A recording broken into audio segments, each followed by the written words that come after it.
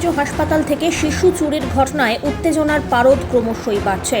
রাত বাড়ার সঙ্গে সঙ্গে উত্তরবঙ্গ মেডিকেল কলেজে বিজেপি কর্মীদের বিক্ষোভ আরও জোরালো হতে থাকে।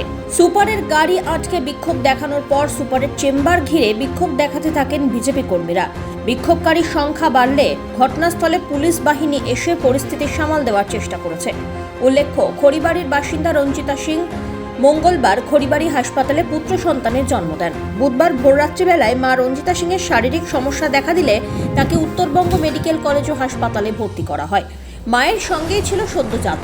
বৃহস্পতিবার ভিজিটিংয়ের সময় দুপুর 12:15 নাগাদ শিশুটি কান্নাকাটি করলে এক অজানা আয়ার পোশাকে মহিলা শিশুকে কোলে নিয়ে মাকে খাবার খাওয়ার জন্য হাত ধুয়ে আসতে বলেন।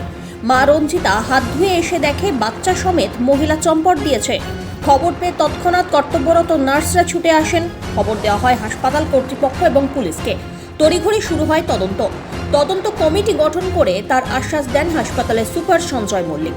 এদিকে প্রসূতি বিভাগের সিসিটিভি খারাপ থাকায় বাচ্চা চুরির ফুটেজ পেতে সমস্যা হয়।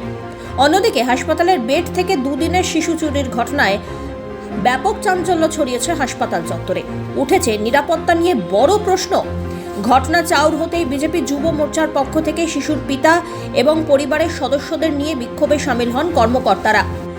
বিজেপি যুব মোর্চার সভাপতি অরিজিৎ দাস প্রশ্ন তোলেন, সিসিটিভি খারাপ হয়ে যাওয়ার পিছনে হাসপাতালের কোনো হাত রয়েছে কিনা। পাশাপাশি যতক্ষণ না পর্যন্ত শিশু চুরির ঘটনার কিনারা হচ্ছে ততক্ষণ পর্যন্ত আন্দোলন করা হবে বলেও হুঁশিয়ারি দেন তিনি।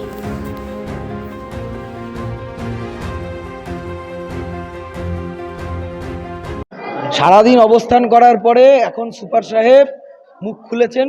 সারাদিন তো মুখ খুললেন না, এখন মুখ খুলে বলছেন যে প্রসূতি বিভাগের নাকি সিসিটিভি খারাপ ছিল।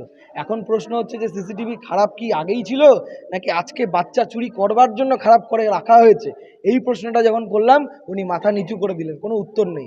এটা নিয়ে আমাদের এখনো অবস্থান চলছে। আগামী মানে যতক্ষণ আমরা পারবো চালাবো এবং আগামীকাল আবার আমরা ঘেরাও করবো। সংগঠনের পক্ষ থেকে, বিজেপির যুব মোর্চার পক্ষ থেকে আমরা আবার ঘেরাও করব। আগামী দিন ডেপুটেশন করব।